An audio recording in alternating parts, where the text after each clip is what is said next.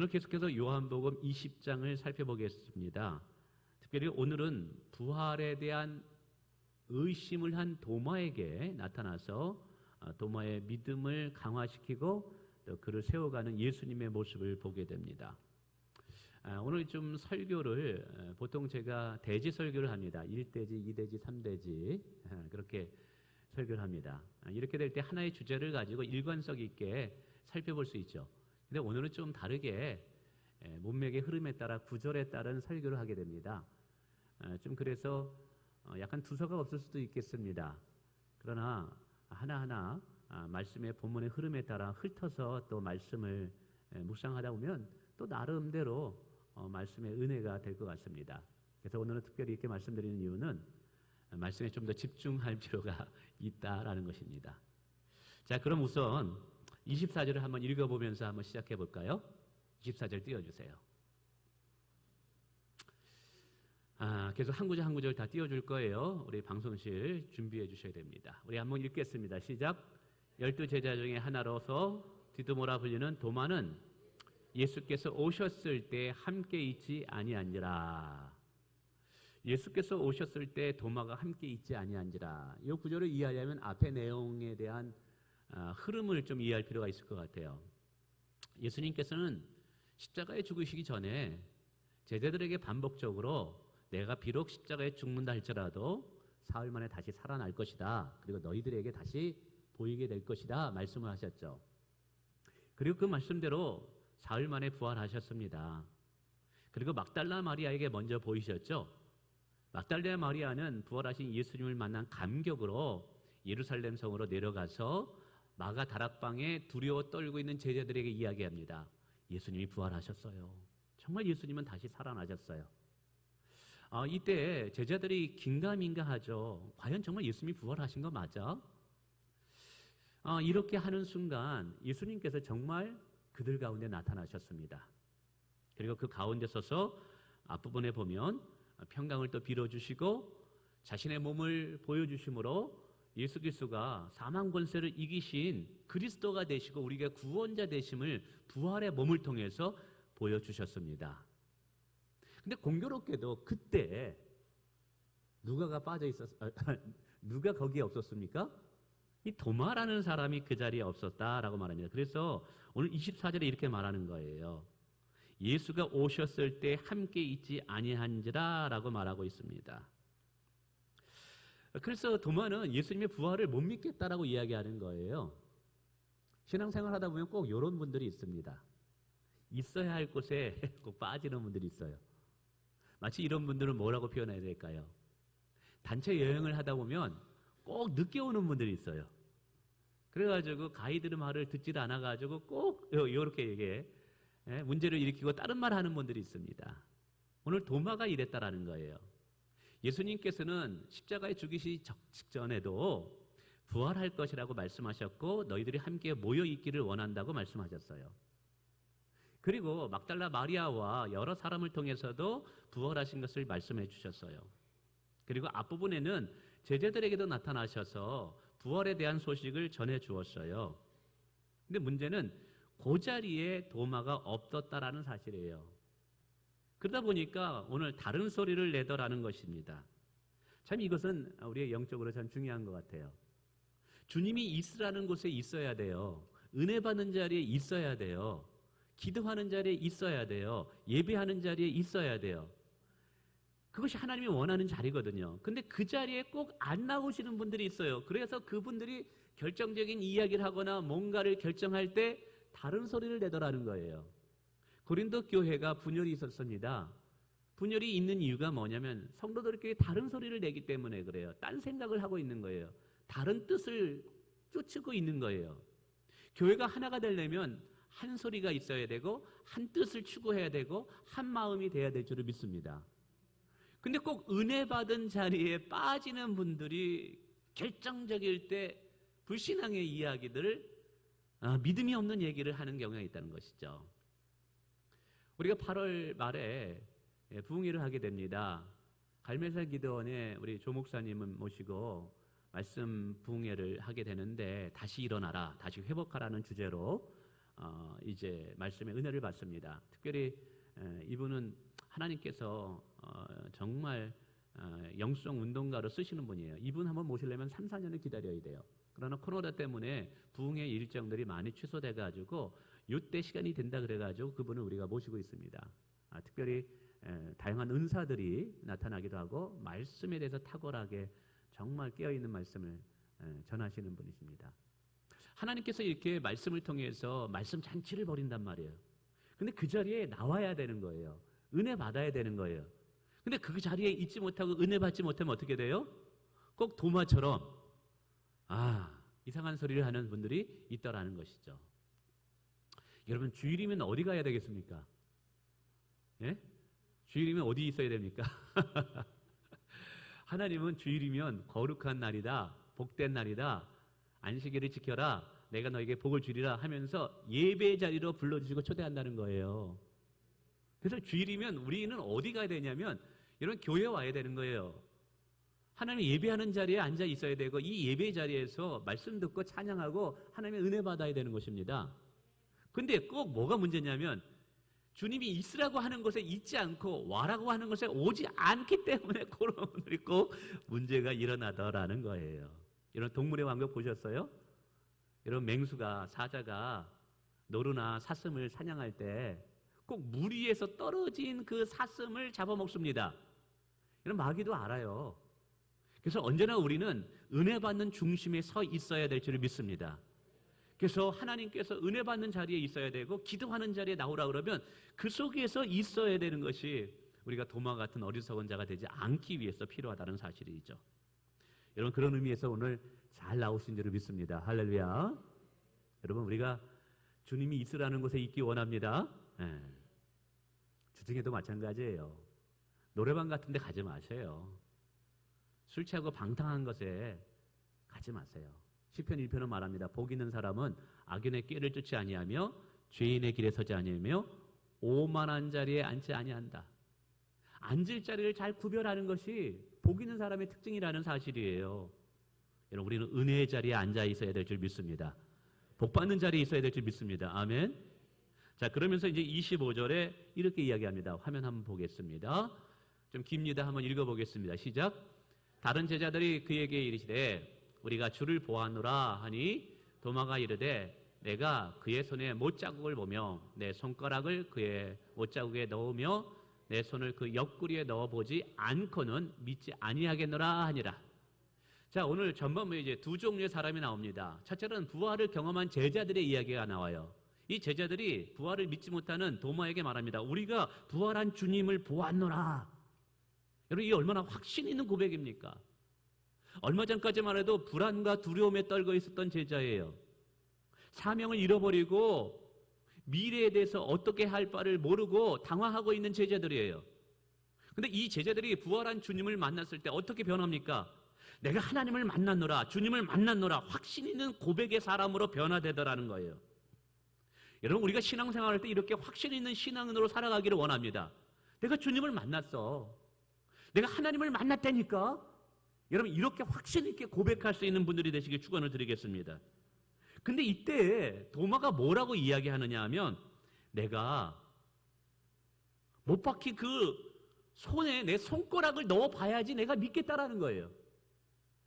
예수님이 십자가에 못 박힐 때 그 모습을 본 것 같아요. 로마 병정이 예수님을 죽었는지 살았는지를 확인하기 위해서 창으로 예수님의 옆구리를 확 찔러버렸습니다. 그때 그 옆구리에 물과 피가 다 바닥으로 흘러내렸어요. 그 창에 찔린 그 옆구리에 내가 손을 이렇게 집어넣어 봐야지만 내가 예수님이 부활하는 것을 믿겠다라고 이야기하고 있는 거예요.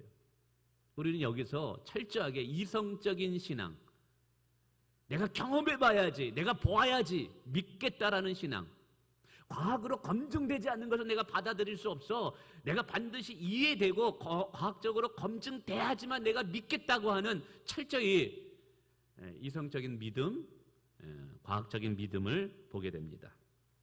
여러분, 도마가 믿음이 없었던 것이 아니에요. 예수님을 3년 동안 따라다녔습니다.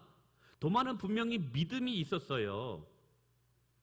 그러나 도마의 믿음의 한계는 자신의 이성의 한계 내에서 하나님의 능력과 하나님의 일하심을 가두어 놓는 믿음이었다라는 거예요. 여러분, 이런 분들은 도마와 같이 내가 만져봐야지 믿겠다라고, 내가 경험해봐야지, 꿈에서 내가 하나님을 봐야지 내가 하나님 믿겠다라고 주장합니다. 여러분, 도마가 이전에 죽은 나사로가 살아난 거 못 보았을까요? 보았어요. 회당장에 딸이 죽었을 때 달리다 건 소녀야 일어나라 라고 하는 것, 죽은 소녀를 일으키는 예수님의 모습을 보았어요. 그런데도 다른 말 합니다. 뭐예요? 이번 사건은 이번 사건이고 지난번 사건은 지난번 사건이라는 거예요. 내가 직접 보아야지 내가 믿겠다라는 거예요.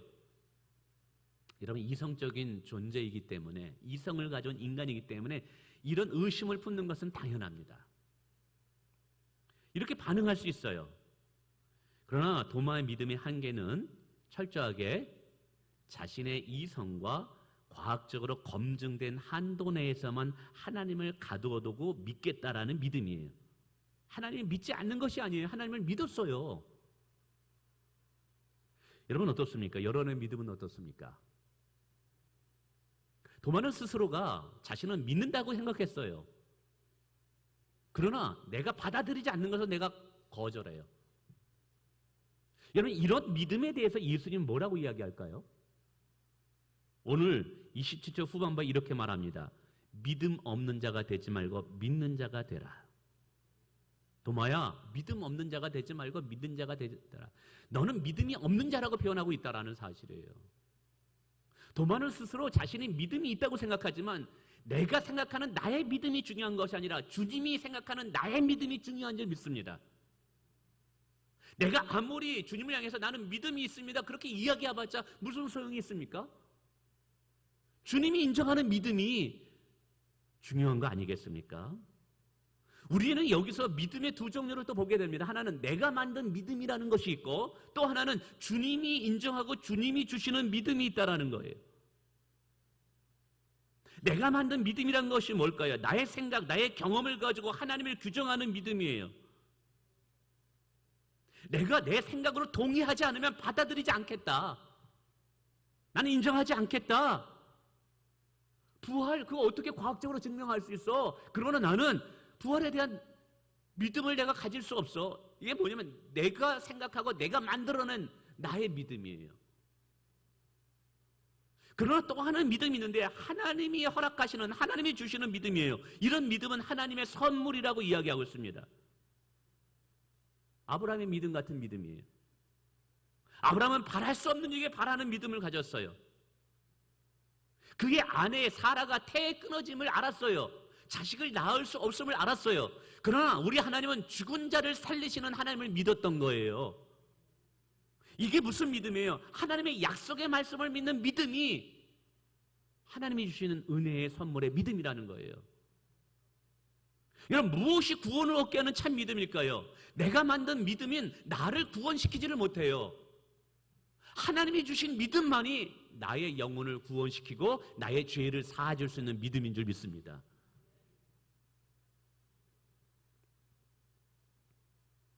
오늘 우리가 주님께 보여드려야 할 믿음이 무엇일까요? 약속의 말씀을 믿는 믿음인 줄 믿습니다. 이런 그런 믿음 가지시길 주님의 이름으로 축원을 드립니다. 계속해서 이제 26절을 한번 보겠습니다. 자, 26절을 이렇게 시작합니다. 여드레를 지나서라고 시작합니다. 여드레, 8일이 지났다라는 것이죠. 저는 이것을 묵상하면서 그런 생각을 해봤어요. 8일을 지나면서 이 8일 동안 제자들과 함께 다락방에 있으면서 도대체 도마는 무슨 생각을 했을까? 제자들과 어떤 일이 있었을까? 아마 부활에 대한 논쟁을 벌였겠죠. 제자들은 계속해서 도마에게 예수님은 부활하셨다니까. 예수님이 살아생전에 말씀하셨잖아. 그런데도 도마는 받아들이지 않습니다. 도마는 자신의 생각을 꺾지를 않습니다. 무슨 말이야? 나는 예수님을 정말 만져봐야지 내가 부활을 믿겠어. 그런데 그 8일 사이에 무슨 일이 있었냐면 누가복음 24장에 보면 예수님의 부활을 믿지 못한다고 생각하는 제자들이 둘이 있었어요. 그들이 사명을 버려버리고 고향으로 돌아갑니다. 그러다가 예루살렘 외곽 지역의 엠마라오라는 지역에서 부활하신 예수님을 만나게 됩니다. 이 부활하신 예수님은 이들의 영의 눈을 열어주면서 부활하신 예수 그리스도에 대한 믿음을 줍니다. 그리고 이들이 정말 부활하신 주님을 만나고 고향으로 돌아가던 발걸음을 멈추고 다시 예루살렘으로 들어와 마가 다락방으로 들어오게 됩니다. 여러분, 이 제자들이 돌아와서 무슨 얘기했겠어요? 도마에게 똑같이 얘기했을 거예요. 도마야, 우리가 부활하신 주님을 정말 만났어. 정말 부활하신 주님을 만났어. 그런데도 여전히 도마는 뭐라고 이야기하고 있어요? 자신의 고집을 꺾지 않고 있는 거예요. 무슨 말이야? 내가 만져봐야지 나는 믿겠어. 주님이 내 앞에 딱 나타나야지 내가 부활의 주님을 내가 믿겠어. 꺾지를 않습니다. 여전히 도마의 마음에 의심은 풀리지 않는다는 사실이죠. 혹시 오늘 우리의 믿음이 이러한 모습은 아닌지요? 그때 예수님께서 제자들에게 찾아오셔서 뭐라냐면 평강이 있을지어다 라고 이들에게 복을 빌어줍니다. 도마가 함께 있고 문들이 닫혔는데 예수께서 오사 가운데 서서 이르시되 너희에게 평강이 있을지어다. 26절 후반부입니다. 저는 이 모습을 보면서 사실은 예수님께서 도마가 부활에 대한 불신앙을 가지고 내 손가락을 예수님의 못 박힌 그 못자국 그 안에 내가 넣어보고 창에 찔린 그 옆구리에 내가 손을 넣어봐야 돼. 여러분, 이거 다 예수님이 들으셨어요. 여러분, 여기서 참 중요합니다. 부활한 주님은 아니 계신 곳이 없다는 것을 믿으셔야 돼요. 우리가 모였을 때 주님이 안 계신 것 같이 우리가 말을 함부로 하잖아요. 근데 그곳에서도 우리의 말을 다 들으시는 분이 주님이십니다. 아멘. 그래서 우리가 주님이 없는 것 같다 할지라도 불신앙적인 말을 하면 안 돼요. 불평하는 말을 하면 안 돼요. 다 주님이 우리가 하는 말을 듣고 계십니다. 뿐만이 아니에요. 오늘 예배하는 이 자리에 우리의 육의 눈으로는 주님이 보이지 않습니다. 그러나 이곳에 주님이 우리와 함께 하시고 우리의 예배를 받으시는 줄 믿습니다. 할렐루야. 주님이 다 들으셨잖아요. 자, 그러면 주님이 나타나가지고 에이 이 머저리 같은 놈아 너 왜 이렇게 믿음이 없느냐 하면 이게 한번 이게 꿀벌이라도 주고 그랬을 때인데 주님이 먼저 제자들에게 평강이 있을지어다 라고 복을 빌어주시다라는 거예요. 근데 이 제자들이 문을 닫고 있었다라고 성경은 이야기하고 있어요. 왜 문을 닫고 있었겠어요? 두려웠기 때문에 그런 거예요. 발각이 되면 감옥에 가지 않을까? 예수님처럼 죽임을 당하는 것은 아닌가? 두려워하고 있었어요. 근데 이 두려워하는 제자들에게 주님께서 첫 번째 빌어주신 축복이 뭐냐면 평강이 있을지어다 라는 것입니다. 할렐루야.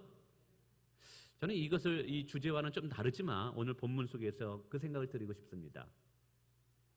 우리에게는 절대적으로 하나님의 평안이 필요하다. 왜요? 세상이 주는 두려움을 이기게 하는 방법이 하나님의 평강이었기 때문에 이 평강을 주시더라는 거예요. 그래서 바울 사도도 서신서를 쓸 때마다 이 축복을 빌어줍니다.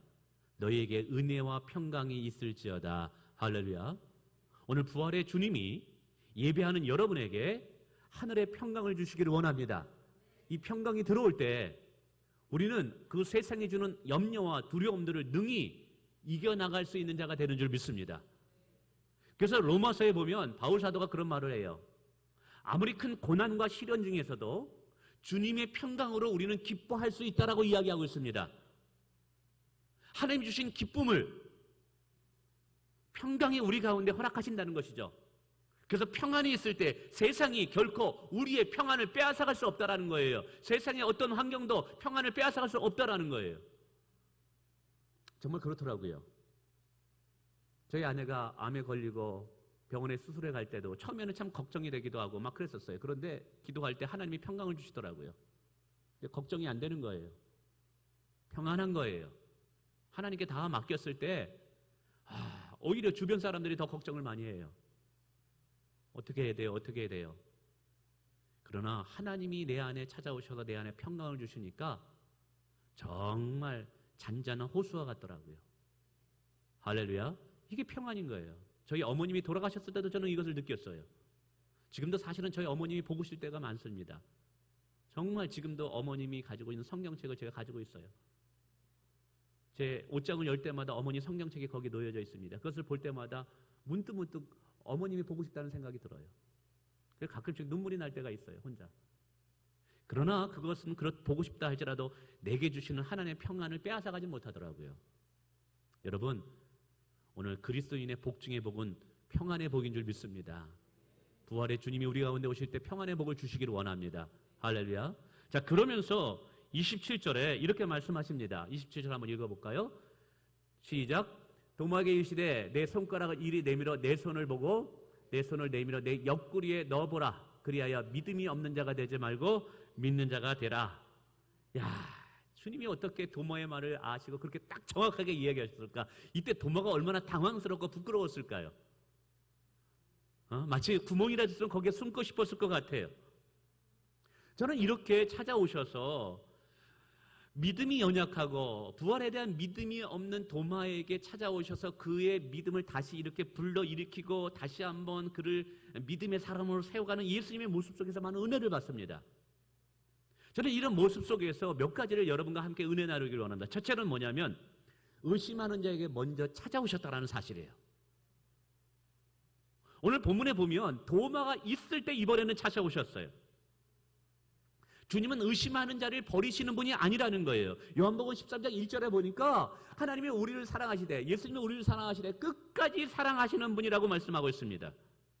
한 영혼도 잃어버리지 않고 끝까지 사랑하시는 분이다. 창세전에 우리를 선택하셨기 때문에 결코 우리를 싫어버리지 아니하고 마침내 구원하시는 분이 우리 예수 그리스도라는 사실입니다. 여러분, 도마는 불신했어요. 그렇게 예수님께서 말씀하셨는데도 불구하고 주님의 말씀을 받아들이지 않았어요.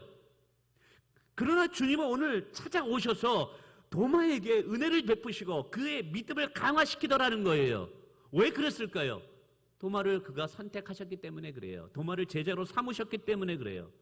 주님은 한 번 선택한 자를 끝까지 책임져 주시는 분이라는 사실이에요. 할렐루야.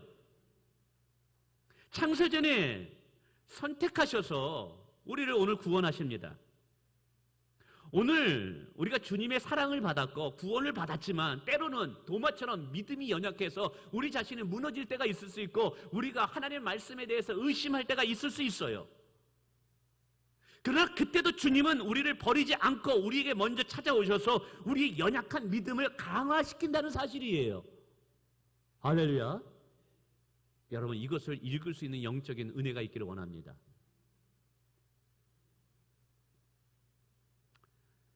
우리 김효숙 집사님 이제 장례 치르시고 나서 또 고모부가 또 돌아가셔서 또 장례를 2번 치르셨다고 하시는데, 근데 오늘 사실은 김효숙 집사님의 남편 되시는 정방수 우리 성도님이 함께 예배를 참여하고 있습니다.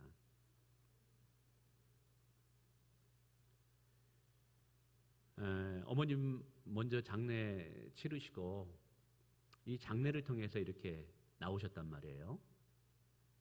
근데 이렇게 교회를 나오게 하는 마음이 들고 발걸음을 인도하시는 분은 여러분 하나님이셔요. 하나님이셔요. 때로는 하나님께서 우리의 모든 연약한 것, 부족한 것, 우리의 실수조차도 합력하여 선을 이루시는 분이십니다. 숨기고 싶은 창피한 것조차도 하나님은 합력하여 선을 이루시는 분이에요. 오늘 배령은 그런 생각이 드네요. 우리 정말 성도님 오늘 잘 오셨는데. 하나님이 선택하신 자는요 버리지 않으셔요. 먼저 찾아가셨기 때문에 오늘 오실 수 있는 거예요. 때로는 우리가 버티기 있을 수 있어요. 도마처럼 나 안 믿어, 못 믿어. 그러나 그럼에도 불구하고 싫어버리지 아니하고 찾아오셔서 우리를 만져주셔서 다시 주 앞에 나오게 하는 은혜를 베푸시더라는 거예요. 왜 그럴까요? 우리를 사랑하시되 끝까지 사랑하시는 분이기 때문인 줄 믿습니다. 이게요. 뿐만이 아닙니다. 의심하는 도마를 책망하지 않더라는 거예요, 주님이. 우리는 이 의심한 도마가 주님이 나타났을 때 책망을 받을 것이라고 생각했을 것입니다. 오히려 책망하는 것이 아니라 믿음이 없음을 안타까워하시는 모습이 보인다는 거예요. 그리고 오히려 책망이 아니라 평안을 빌어주더라는 거예요. 얼마나 감사합니까? 우리는 이것을 통해서 마치 우리의 대제사장인 예수 그리스도를 보는 것 같습니다. 우리에게 있는 대제사장은 우리의 연약함을 체휼하신 분이래요. 그러므로 능히 우리를 도우실 수 있는 분이라는 거예요. 우리의 믿음의 약함, 우리의 어리석음, 우리의 실수를 다 긍휼히 여기시는 분인, 체휼하심으로 우리를 아시는 분이라는 것이에요. 사랑하는 성도 여러분, 오늘 우리가 하나님 앞에 말씀을 온전히 믿지 못하고 신뢰하지 못해서 하나님 마음을 아프게 할 때도 있어요. 그러나 여러분, 주님은 우리를 책망하지 아니하고 오히려 우리를 긍휼히 여기시며 우리를 세워주시기 원하신다는 사실을 기억하시길 바랍니다. 사람들은 누군가로부터 실망을 받으면 내가 그렇게 믿었는데, 내가 그렇게 3년 동안 투자했는데, 내 간쓸게 다 뽑아가지고 이 사람을 내가 이렇게 세워주려고 했는데, 아니 이렇게 나를 못 믿고 나를 이렇게 배신할 수가 있어? 이제 너 나와 끝이야. 근데 오늘 예수님은 그렇지 않아요. 오히려 주님을, 그들을, 도마를 불쌍히 여기며 그에게 은혜를 베푸시는 모습이 보인다는 사실이에요. 그렇기 때문에 우리에게 소망이 있는 거예요. 여러분, 절대로 소망은 나 자신에게 있는 거 아니에요. 인간을 살피면 살필수록 인간은 절망이에요. 그 어느 누구도, 어떤 인간도 사실은 소망을 품을 수 없습니다. 사람 의지하면 안 되는 거예요. 여러분, 우리에게 소망은요, 하나님밖에 없음을 믿으시길 바랍니다. 세 번째는 도마의 수준에 맞게 믿음을 세워가고 계시다는 사실이에요. 자, 주님은 도마에게 나타나셔서 그의 믿음을 강화시키기 위해서, 도마야, 그래, 내 말대로 내 손가락을, 자, 십자가에 못 박힌 이곳에 한번 넣어봐. 내 옆구리를 내 허리에 한번 넣어봐 라고 말합니다. 여러분, 이것은 도마를 비아냥하기 위해서, 도마의 믿음 없음을 비웃기 위해서 주님이 이렇게 말씀하신 것일까요? 그렇지 않아요. 오늘 예수님께서는 도마의 수준에 맞게 그에게 접근하여 그의 믿음을 일으키고 있다는 사실이에요. 예수님은 부활하신 후에 자신의 부활의 모습을 많은 제자들에게 증거하고 부활의 믿음을 심어줍니다. 그런데 대부분 믿음을 심어줄 때 성경의 말씀을 가지고 부활에 대한 사실을 증명해 보십니다. 그런데 도마에게만 자기의 몸을 만져보게 하십니다. 왜 그랬을까요? 도마의 믿음 없음을 그의 수준에 맞게 주님께서는 믿음을 강화시키기 위함이라는 사실이에요. 오늘 주님은 우리의 믿음의 분량에 따라 우리에게 다가오시는 분임을 기억하시길 바랍니다. 할렐루야. 이게 얼마나 감사합니까? 우리의 믿음의 수준에 따라 믿음이 약하면 약한 대로 찾아오셔서 눈높이로 우리를 사랑하시고 우리를 끌어가시는 거예요.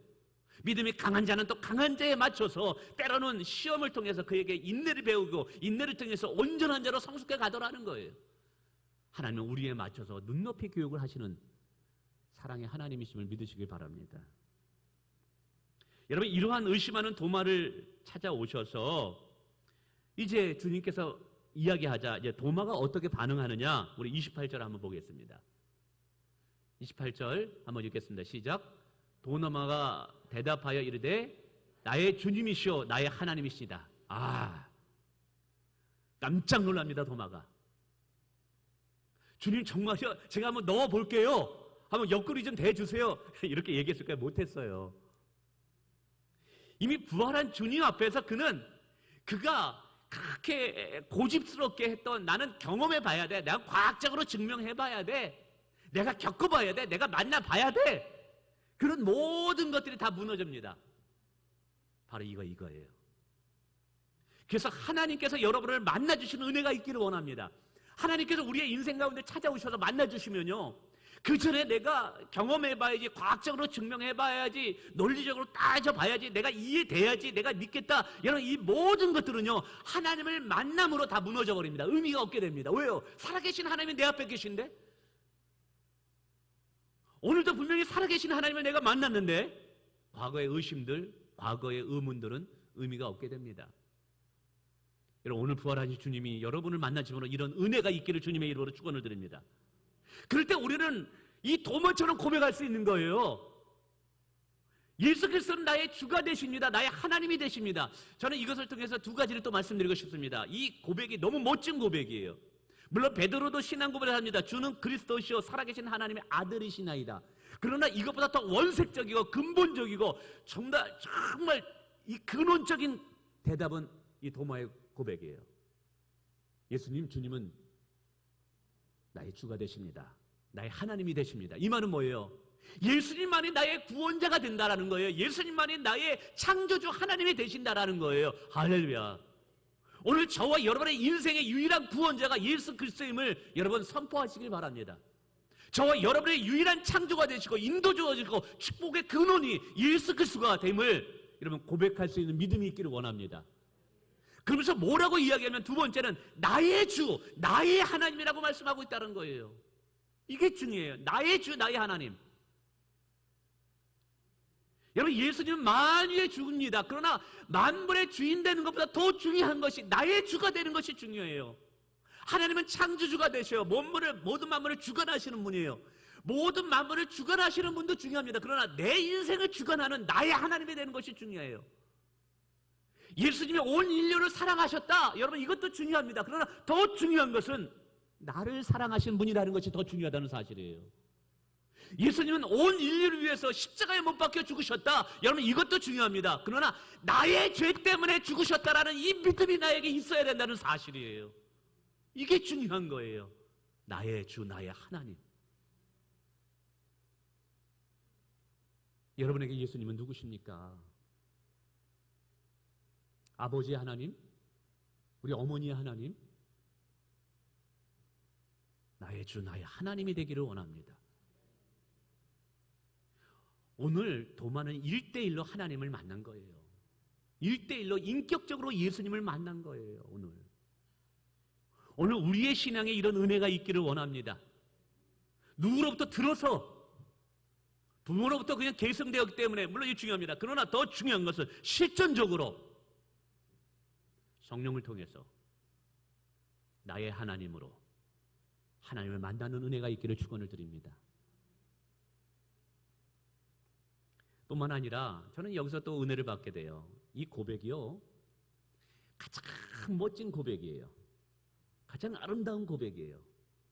그리고 도마는요 인도까지 가서 가장 먼 지역까지 헌신하는 선교사가 됩니다. 보세요. 가장 의심하고 완고했던 제자 중에 한 사람이 도마였습니다.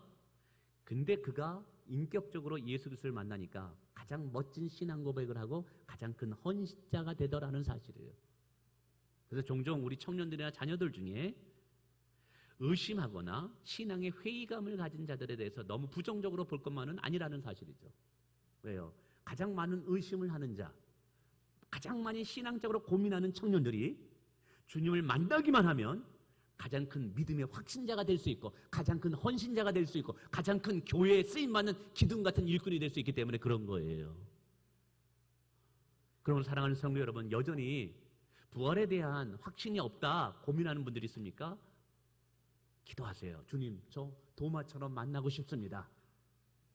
주님이 만나 주실 거예요. 만나 주실 때 가장 아웃사이드에 있는 사람이 가장 큰 헌신자가 될 수 있다는 사실을 믿으시길 바랍니다. 나중된 자가 먼저 될 수 있는 은혜가 임할 수 있는 거예요. 그러면서 제가 이제 설교를 마치면서 그런 고민을 해봤어요. 두 가지 고민을 해봤습니다. 하나는 정말 우리도 부활의 주님을 만나려면 도마처럼 주님의 손을 이렇게 만져봐야 되는가? 주님의 옆구리에 내 손을 넣어봐야지 우리가 그런 믿음을 만나고 꿈속에서 예수님을 만나야지만 주님을 만나야 될 것인가? 라는 질문이죠. 고민이죠. 자, 이 고민에 대해서 오늘 예수님은 이렇게 말씀하고 있습니다. 29절을 한번 띄워주세요. 29절 한번 읽어보겠습니다. 시작. 예수께서 이르시되 너는 나를 본 거로 믿느냐? 보지 못하고 믿는 자들은 복되도다 말하는 거예요. 이 말이 뭐예요? 도마야, 너는 꼭 나를 봐야지. 내가 십자가에 못 박힌 그 나를 만져봐야지 내가 부활의 주님을 믿겠느냐? 그러나 앞으로는 나를 만져보지도 못하고 나를 보지도 못했는데 믿는 자들이 일어날 것이다. 그리고 그들이 너보다 더 복된 자들이 될 것이다 라고 말하고 있다는 사실이에요. 그들이 누굽니까? 오늘 저와 여러분인 줄 믿습니다.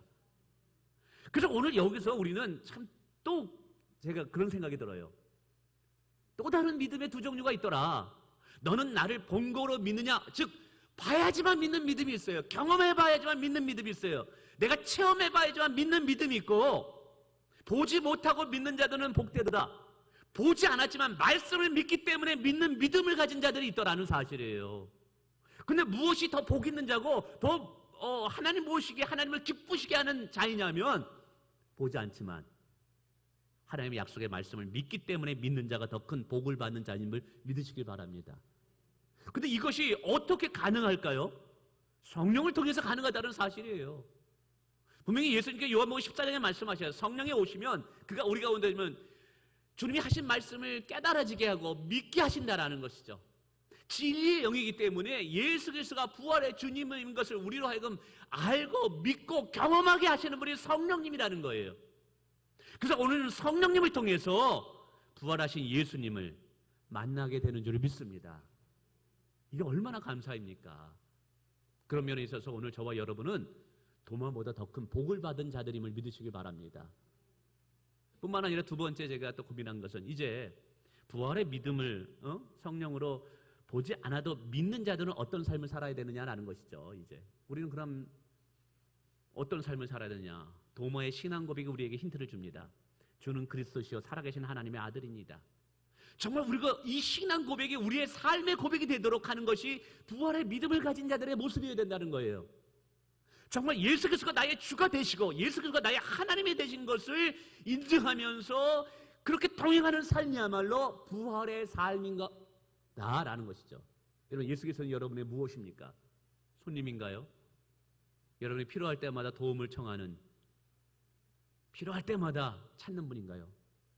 여러분, 예수 그리스도는 여러분의 모든 삶의 주가 되시길 원합니다. 여러분의 가정의 주가 되시길 원합니다. 여러분의 인생의 참된 주님이 되시길 원합니다.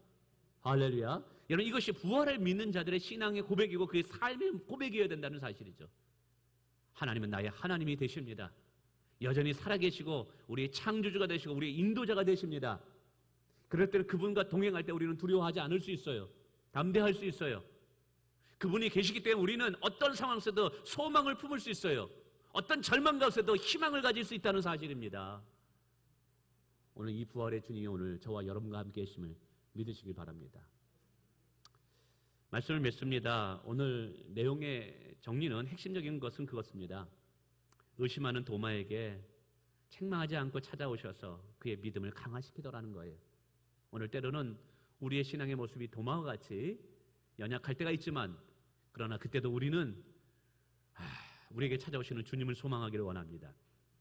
우리를 버리지 아니하시고 우리에게 찾아오셔서 또 우리에게 믿음을 더욱더 일으키시는 주님을 우리가 오늘도 찬양하고 찬송하기를 원합니다.